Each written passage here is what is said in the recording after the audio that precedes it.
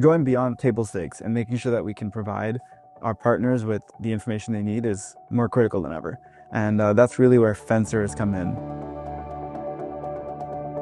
When patients leave the hospital system from any care event, especially the emergency room, they typically need help with their next steps. So our team works hand in hand with them. We're dealing with a ton of patient information, so really just making sure our systems are hardened and secure across the board is critical for that. In terms of using security products as a startup, the biggest roadblock that we have internally is the lack of time to spend on security. Now that does take a lot of work. Over time, we really needed a more scalable solution. One of the things that Fencer has done is helped us identify what are the relevant issues versus what can we just ignore. And that's been really helpful in actually helping us resolve those vulnerabilities at a much higher pace. The way it's integrated with GitHub and CI and how it autonomously looks at what's going on in AWS, that type of stuff makes a really big difference. I like to think of Fencer as almost our co-pilot to help us manage security. So almost like a colleague that nudges us when we're writing bad code that might not be secure, telling us when an AWS change might have a vulnerability, and just monitoring and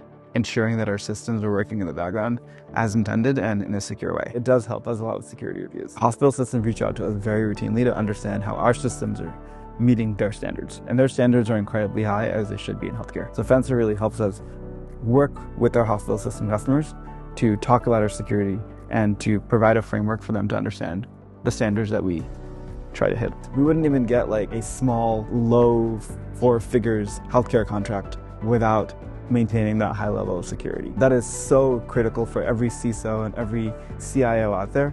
No one's going to procure software in healthcare or procure services in healthcare in general if you can't prove that you are not just SOC 2 compliant, but then some. Definitely, I would recommend Fencer. It makes a big difference for us.